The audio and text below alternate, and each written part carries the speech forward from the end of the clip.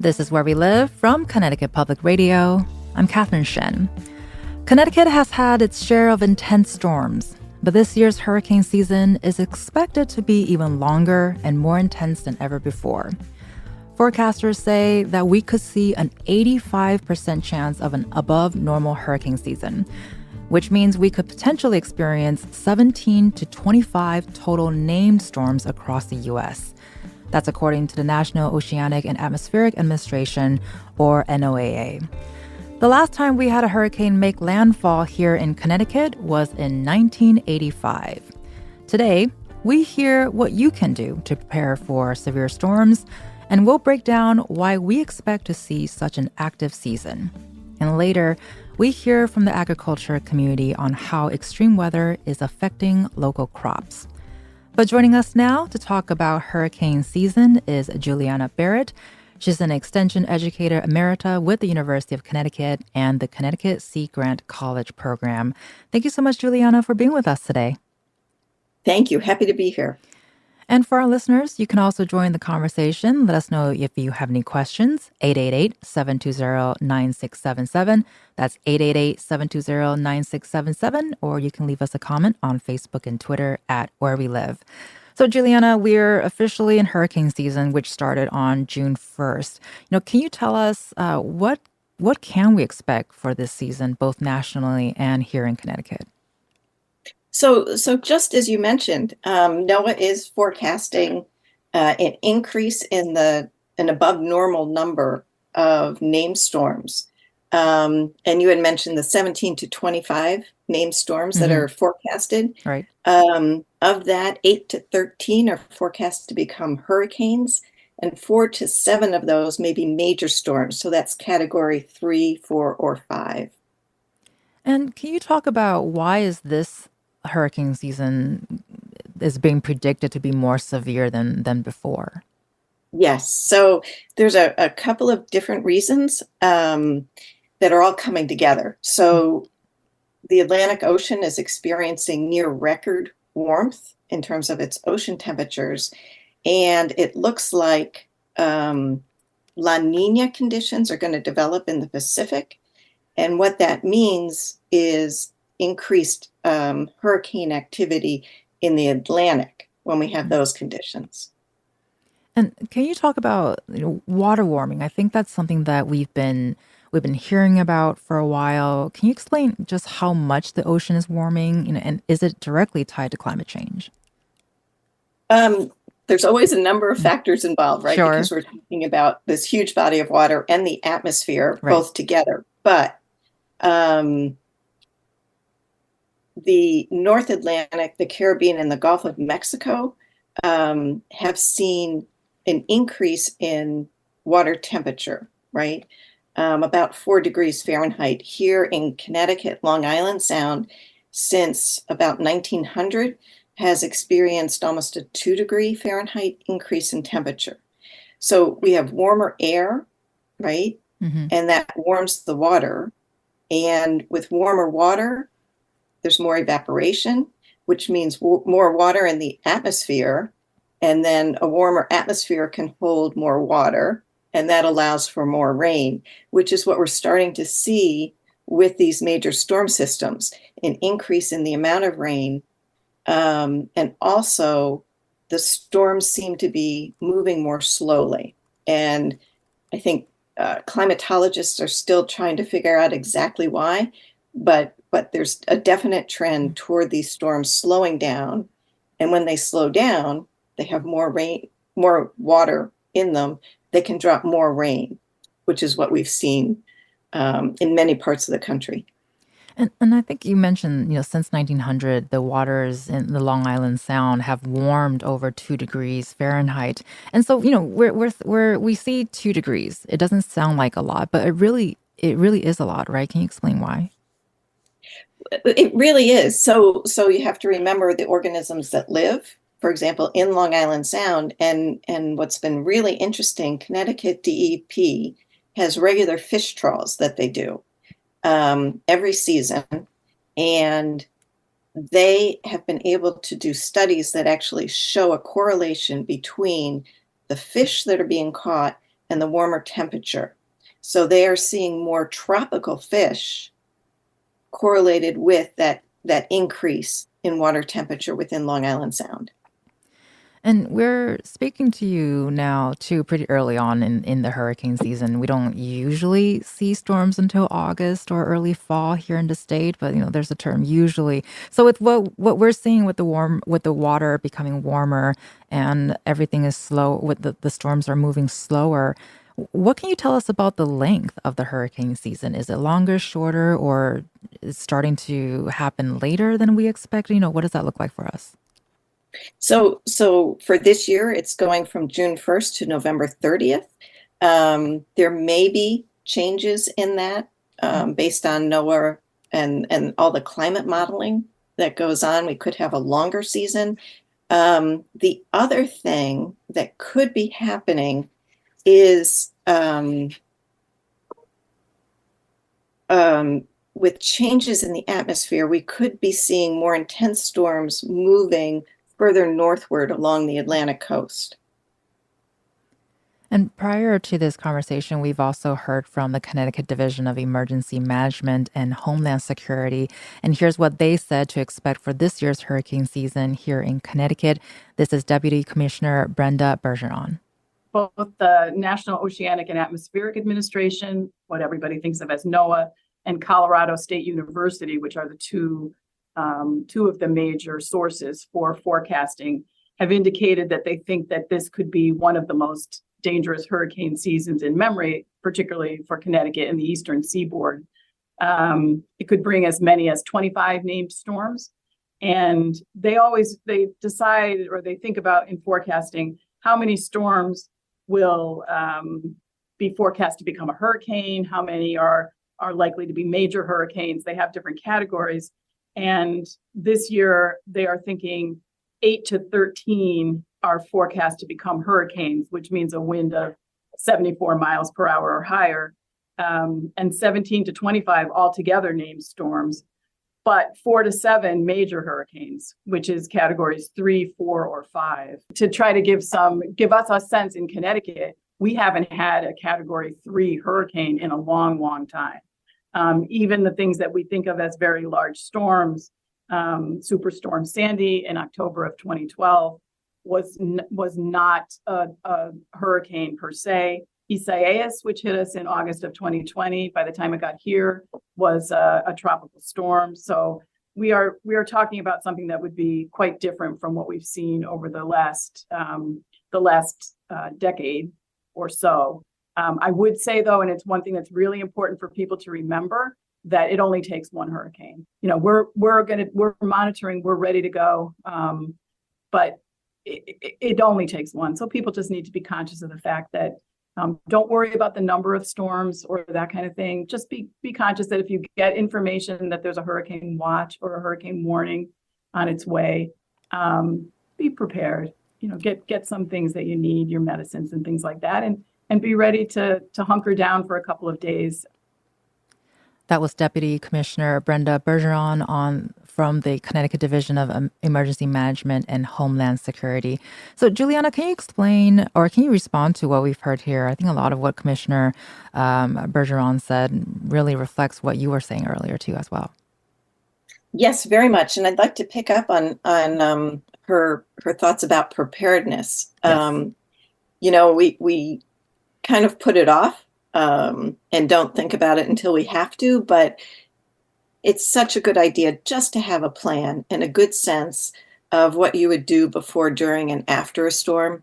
There's great resources out there. UConn Eden, which is the Extension Disaster Education Network, has resources. There's checklists that you can use to think about, what should I do before the storm?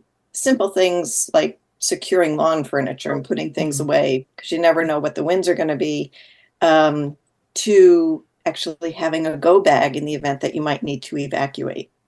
Right. And we'll definitely touch more on how communities and individual, people can prepare for themselves if a hurricane does happen. But it's also Important to talk about, when we think about storms, we think about coastal cities or coastal areas, but the thing is like they also come inland. So how can we expect storms to impact those inland communities and cities? That's a great question because often, we just think about the coast, right? Right. And the storm surge. The storm surge with sea level rise is going further and further inland. So that's something areas that never flooded before could easily flood. Just because, that surge is going further inland because you put the surge of the storm on top of sea level rise. Further inland, though, we need to think about loss of power due to trees coming down, and what to do about that.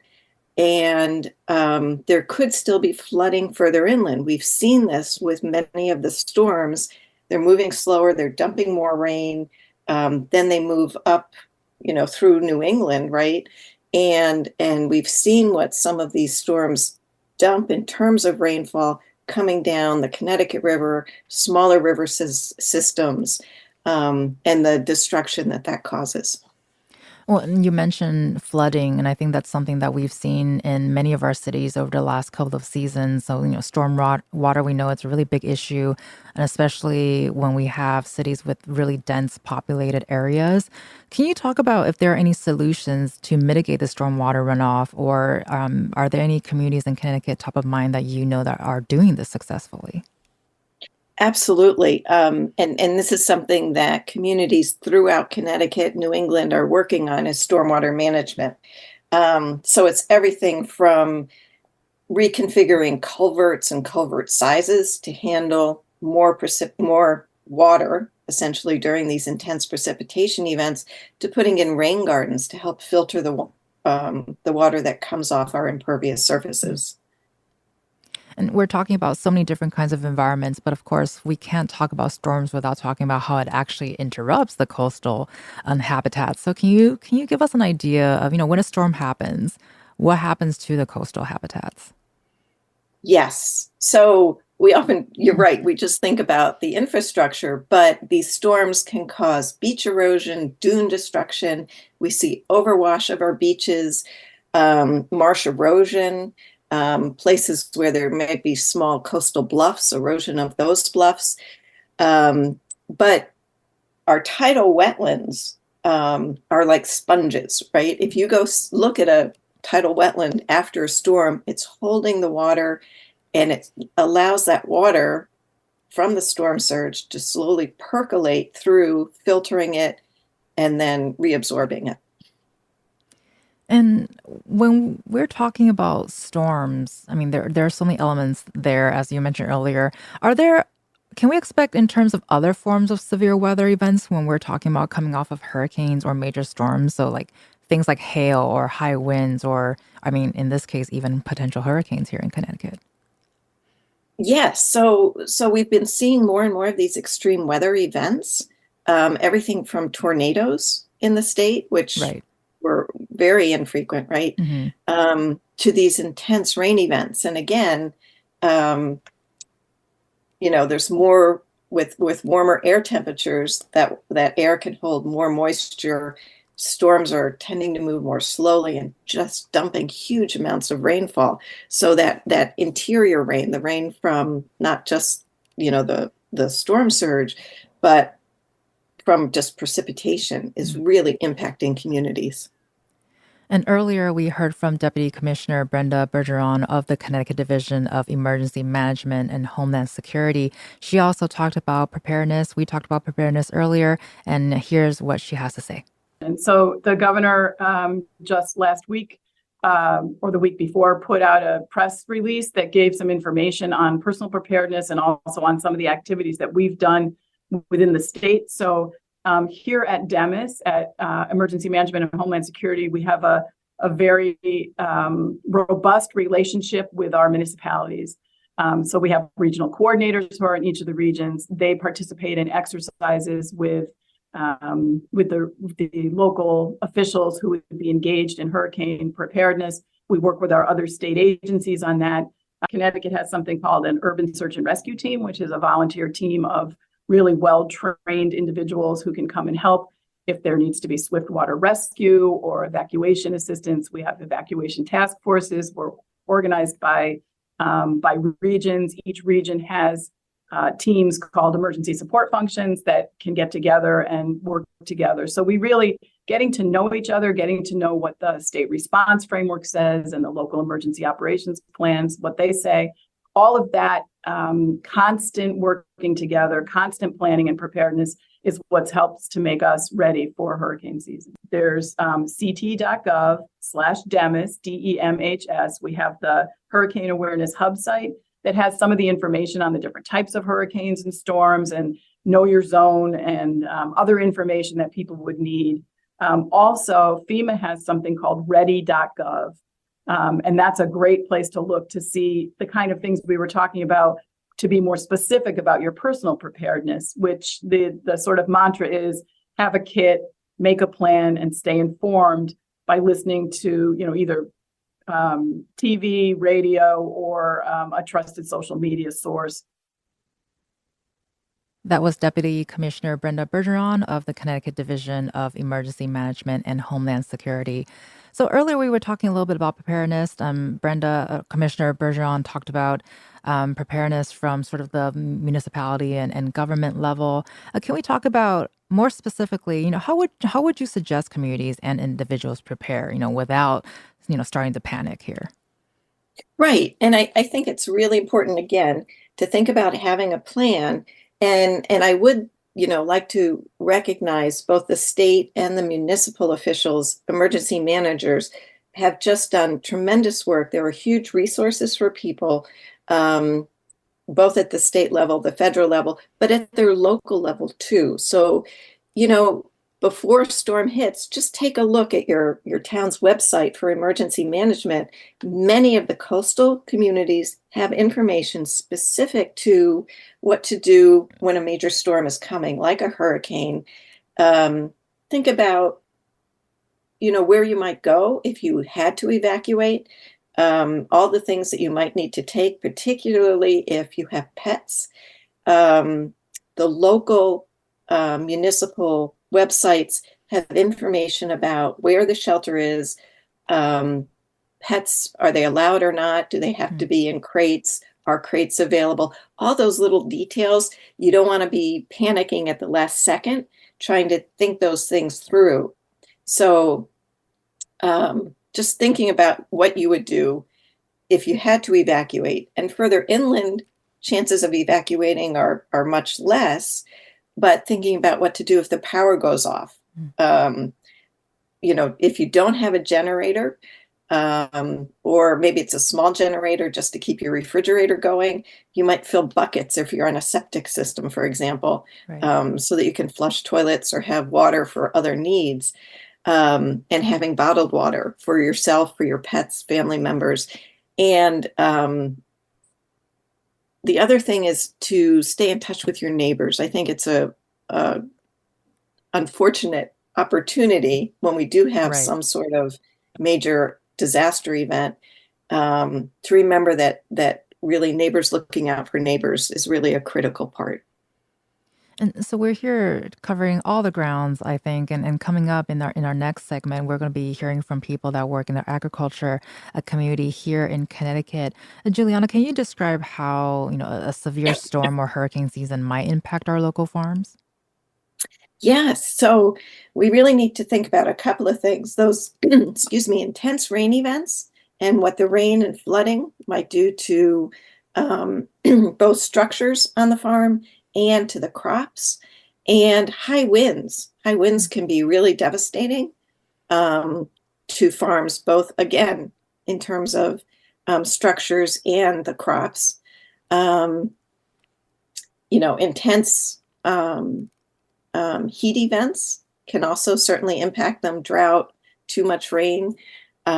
So boy, just about everything you can think of that we're looking at with climate change can have negative impacts on the farming community. Well, we'll be going into detail with those details in our conversation coming up. You've been listening to Juliana Barrett. She's the Extension Educator Emerita from the University of Connecticut and the Connecticut Sea Grant College Program. Thank you so much, Juliana, for being with us today. Thank you. After the break, we shift gears to talk about how farming communities are preparing for extreme weather and what that means for crop health and production. You can also join the conversation. Give us a call, 888-720-9677. That's 888-720-WNPR, or find us on Facebook and Twitter at Where We Live.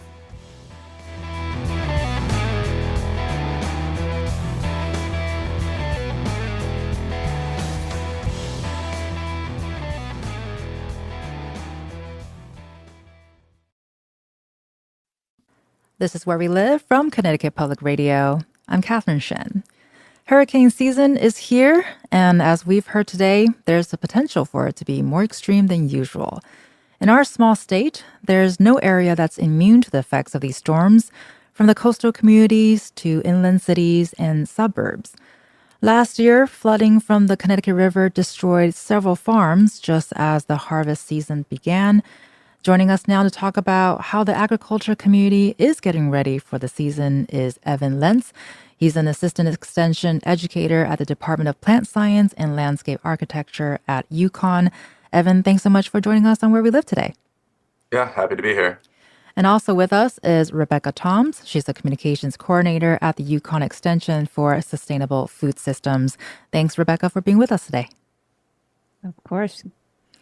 And for our listeners, if you do work on a local farm, we want to hear from you. Join the conversation, 888-720-9677, or leave us a comment on Facebook and Twitter at Where We Live. So, Rebecca, you were listening to the conversation we were having with Juliana earlier. Can you respond to what you've heard? Anything that jumped out to you that you would like to respond to? Yeah. So, I mean, not only do I work at UConn Extension through the Solid Ground program, which helps new and beginning farmers in the state, but also I am a farmer myself. I farm in Woodbridge, and it's a little bit stressful. Yes. Hearing about to say the all least. of these things that are coming this way this season after coming out of a really stressful growing season last year. So, it's just another thing to put into practice and think about and consider as we go into every growing season. What are the things that we need to do to prepare so that our farms are resilient and ready for these more extreme weather environments? And so putting the preparedness into practice, can you talk about how our farmers or how you yourself are starting to prepare for this upcoming season? Yeah, so there are specific things that you can do on your farm, no matter what kind of farm you have, to prepare. So, for example, a lot of livestock farmers, they'll, make sure that their animals have shelter, a way to transport them to safety if they're out on pasture that's away from that shelter. For me, we do cut flowers at our farm, and obviously with high winds and intense rainfall, those products can be damaged pretty easily. So we try to shore up those plants, especially checking before an intense storm to make sure that they're secure and hopefully will last through the storm. But then there's longer term solutions regarding how to make your soil health more diverse and more able to absorb intense water events. A lot of these are done through what is called low-till or no-till practices. So helping your soil at your farm to mimic a forest floor. When you look at different soil samples during a stimulated rainfall event, we actually have a video about this on our UConn Extension YouTube page. You can see that forest floors are often the best at absorbing intense amounts of water and holding them, as opposed to a traditional conventional farming environment. A lot of that water gets washed off, brings off a lot of that topsoil. So we're trying to provide different practices to help farmers understand how to convert their systems to low-till or no-till environments so that they can absorb more of that water, their nutrients stay in place, the plants are able to utilize that water when they need it, but also not be flooded. And then in addition to that, there's new infrastructure. So growing in a little bit more protected environments like structures called high tunnels, which are a little bit more impermanent greenhouses, which provides a more stable environment for some of these more high value crops like tomatoes and things like that. So Well, that is just a few. yeah. Well, and I was just going to mention that we definitely want to get into a little bit more detail in terms of how farmers can do prevention work. And especially, Evan, we just want to mention that we saw a lot of extreme weather last year and a lot of flooding and heard from a lot of farmers of how the flooding has impacted them. So can you tell us, what did you see last year, Evan, and how did it impact farmers from your perspective? Yeah. So last year was challenging for many reasons. We had a deep freeze in February, which, destroyed most of our stone fruits. So a lot of people probably noticed the lack of peaches in grocery stores or farmer markets. Beyond that, we had a late season frost on May 18th, which wiped out a lot of our other fruit crops, berry crops, and tree fruit. Then we shift forward to July, and in July we had about a third of our annual rainfall fall just within 30 days. So, I mean, that was really unprecedented for us. And when we're talking about all this rainfall and these frequent rainfall events, we're thinking about things like flooding, of course, and then we have erosion, like Rebecca mentioned. We have runoff. Then we're thinking about things like oversaturated soils. When we have oversaturated soils, that deprives our plants of oxygen, which stresses them out. Beyond that, saturated soils favor the proliferation of soil-borne diseases, which are really, really difficult to control, and they spread very easily. Beyond that, we have an increase of diseases in the canopies of trees, so fungal pathogens. And, farmers rely a lot on the use of pesticides.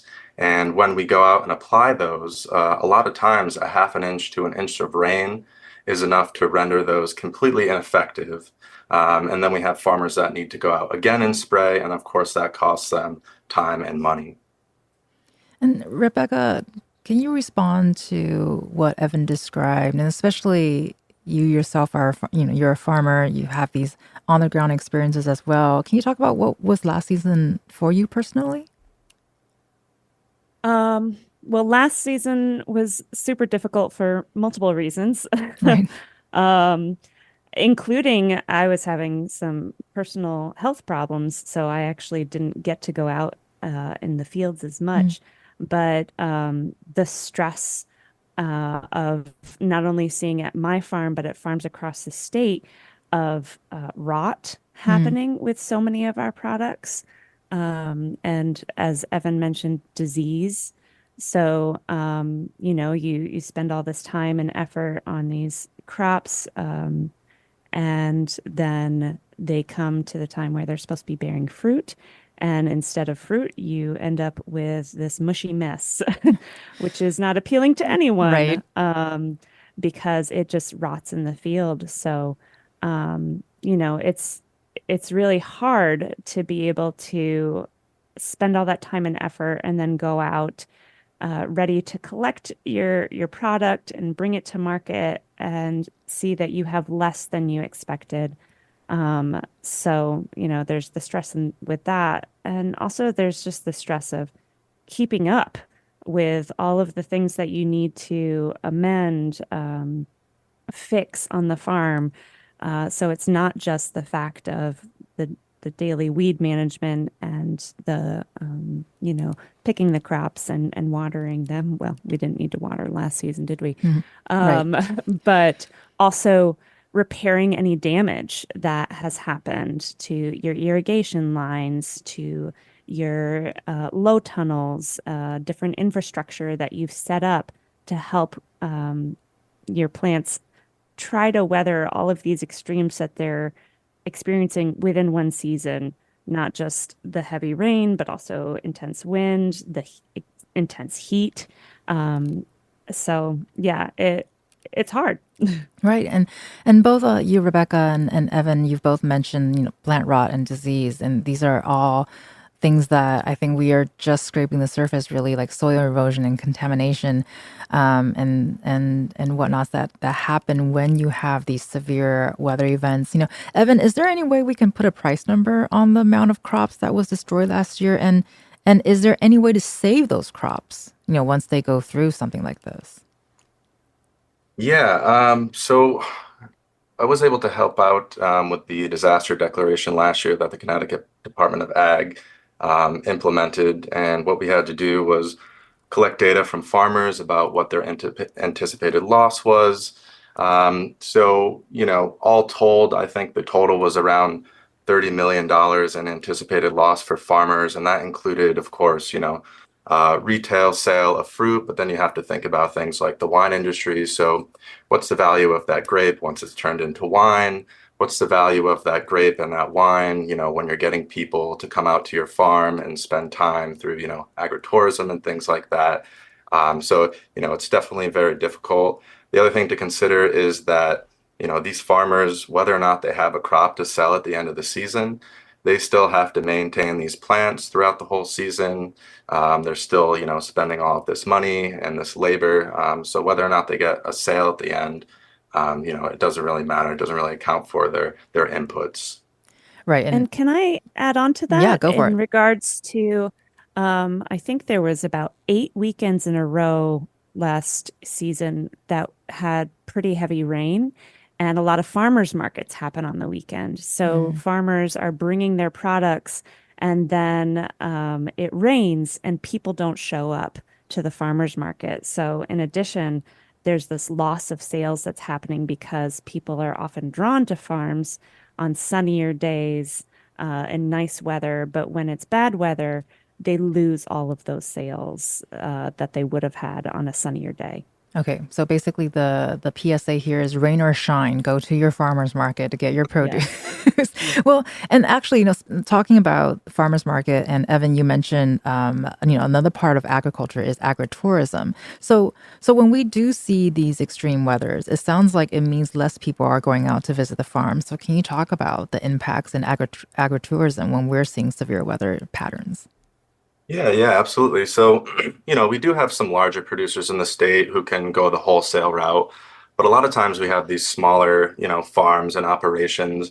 And a great marketing strategy for them has been to, get the public out to the farm, include them in the farming process, let them see kind of where their food comes from. Oftentimes, people think it's fun to, drink the wine underneath the apple tree. And things like that. So just like Becca said, when we have rain, people aren't thinking about going outside and being outside. And really farmers rely a lot on that income from the agritourism. I mean, they're hiring bands, they're having food trucks come out, and they're just really losing out on all of that revenue. Well, and on a different end of that, we're talking about ways to address crop loss. Can you talk about or explain to our listeners what crop insurance is, and is it a viable solution to address crop loss? Yeah, so crop insurance is available, and there are a lot of farmers that take that opportunity. Unfortunately, crop insurance only covers a portion of what they would make if they were selling it through their normal channels. That's definitely a struggle. On top of that, there may be some smaller farms who might not see the value in the crop insurance, so it might cost them more to buy into it than what they might see that they get out of it. Now, that might be changing, as we're having more and more extreme weather events. We might see more people take advantage of the crop insurance programs. But right now it isn't for everyone, even though we do like to encourage farmers to take advantage of it. And we touched on this a little bit earlier, but we have several farms here in Connecticut that have been in families for generations. So we know there's a lot of institutional knowledge about farming, but Because these weather events seem to be an increasingly difficult problem, and it sounds like it's getting harder and harder to address, and it's getting challenging, more challenging every year. Evan, what are you hearing from farmers? Yeah, so I mean, last year was a really, really rough year. So, there's a number of farmers who, didn't know if they were going to be able to make it through the season. Maybe they mortgaged some things out. And in general, farmers are incredibly resilient people. They are out there year after year dealing with these fluctuations in the weather. So they've somewhat become accustomed to kind of rolling with the punches, and they have their strategies to deal with that. But the issue now is that, these weather events are becoming more and more frequent. So there isn't that lag time in between for these farmers to kind of make up the ground that they need to carry on their business, into the next year. And Rebecca, would love to get your thoughts here as well, and also with the farms being in the family for generations. Is our crop insurance is something that they consider as well, and what does that added cost look like? Adding to the infrastructure to protect the crops. Yeah. So, I mean, it really depends on the size of the farm. So a lot of the farms that have been in production for multiple generations, they're going to be bigger farms. So they will often opt into that crop insurance. And it can be a benefit, but as Evan said, it doesn't cover necessarily the complete loss that you've had. For some of our smaller farms that, still some of them are generational farms, some of them include new and beginning farmers. It's hard to access that crop insurance. Crop insurance was originally created for large agricultural products that are more out in the Midwest. And as you know, in Connecticut, a lot of our farms are smaller, so and very diversified. So it's really hard to make those insurance programs fit right for a lot of our smaller farms that are trying to be diversified so that they can handle these changes in the climate. But at the same time, that diversification sometimes makes it so the crop insurance doesn't necessarily fit with their model, even though they still lose quite a bit of income Right. when they suffer crop loss. Well, and with crop loss, it means less access to local and fresh produce. So, Evan, before we go to break, I do want to ask you, what does this mean, or what kind of broader impacts does crop loss have for us? Yeah, so, crop loss equals, a reduced food supply. And in Connecticut, we have a really robust agricultural industry. So like I mentioned before, the peaches last year that we lost, a lot of people are looking forward to those peaches this year. I know that I certainly am.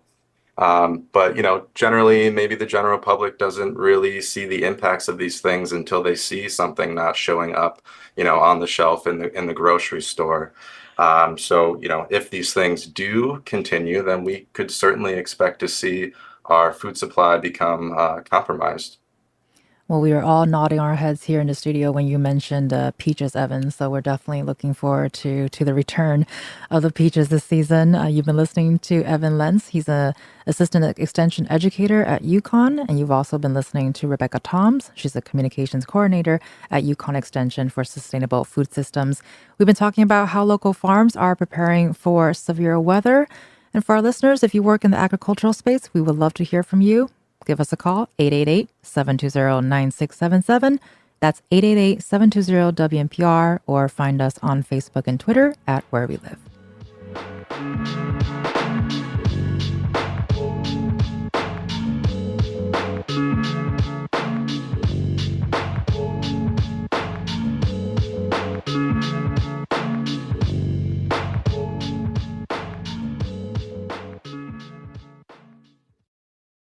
This is Where We Live from Connecticut Public Radio. I'm Catherine Shen.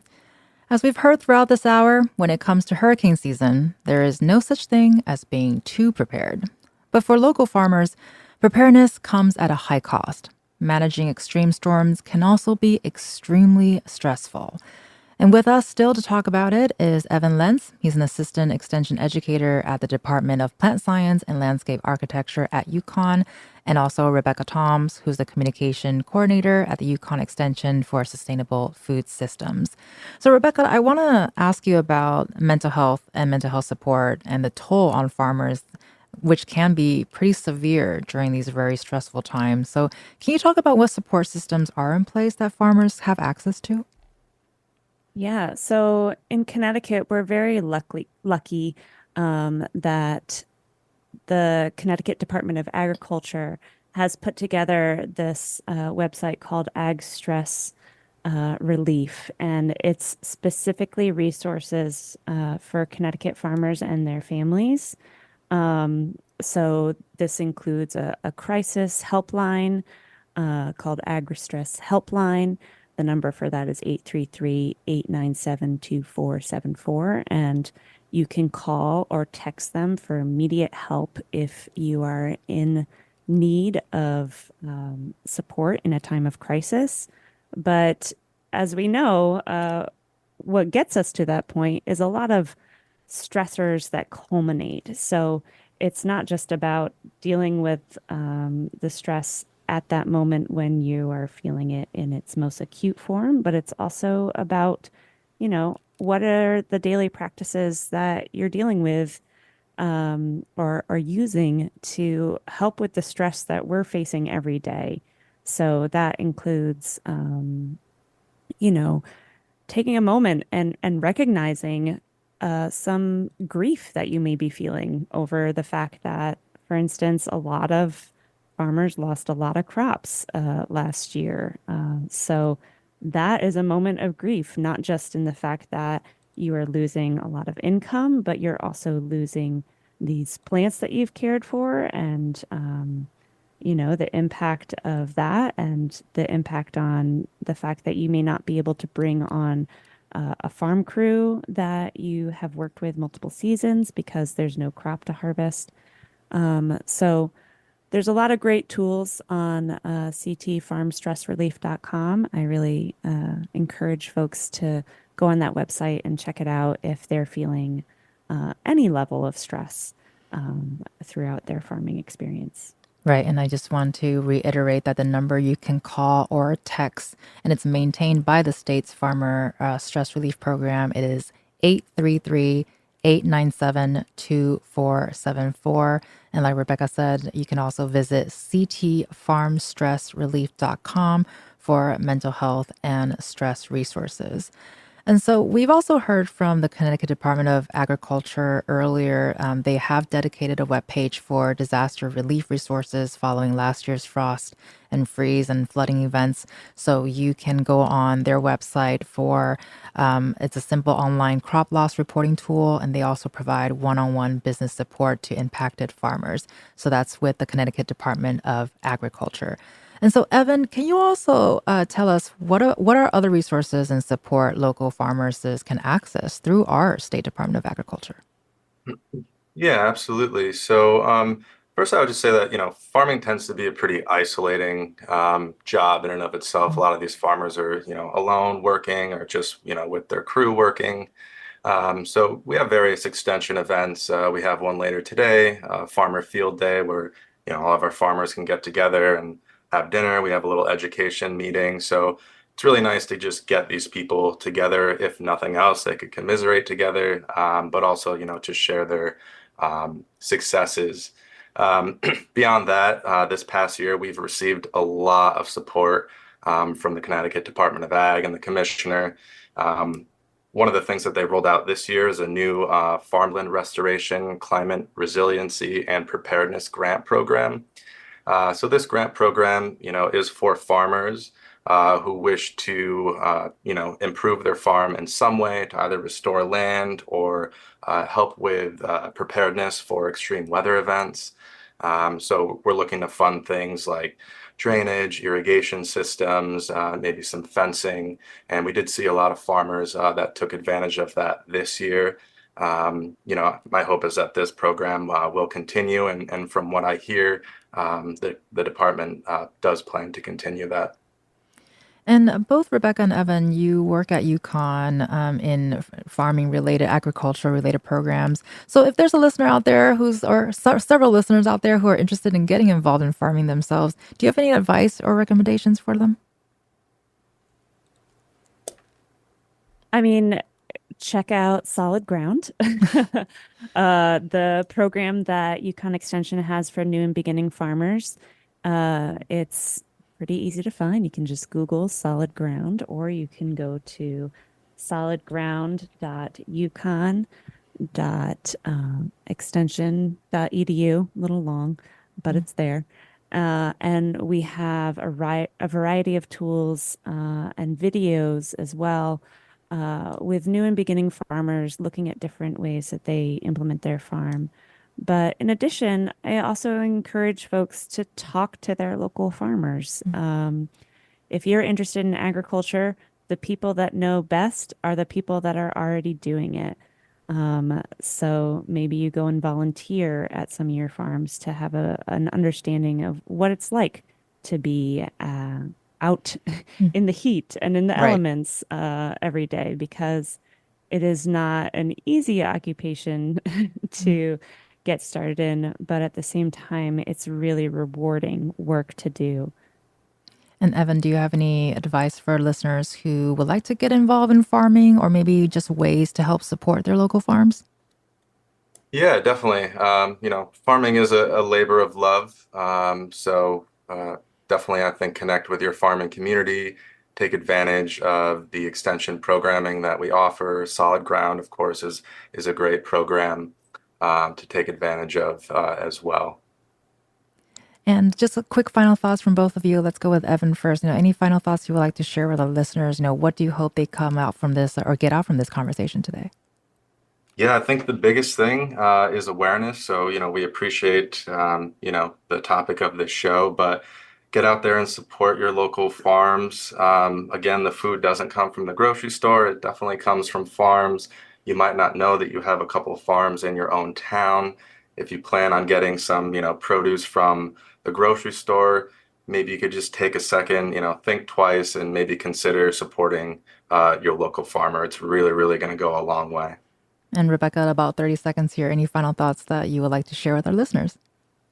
Sure. Yeah. So support your farms, as Evan said. And that looks like a lot of different things. Come out when it's rainy to farm stands and farmers markets, but also something that's sometimes overlooked is sharing their content on social media. Let people know about your local farms by liking, engaging with their posts, and then sharing it on your social media so that there is more awareness collectively, so that folks can have a better understanding of our farming community. Well, thank you so much to both of you for helping us better understand our local farming community and also the weather season. You've been listening to Rebecca Toms, who's the communication coordinator at UConn Extension for Sustainable Food Systems. Thank you so much, Rebecca, for being with us today. Thank you. And you were also listening to Evan Lentz, who's the Assistant Extension Educator at the Department of Plant Science and Landscape Architecture at UConn. Thank you for being with us today on Where We Live, Evan. Thank you. I'm Catherine Shen. Today's show is produced by Tess Terrible. Our technical producer is Kat Pastor. Download Where We Live anytime on your favorite podcast app. And thank you so much for listening.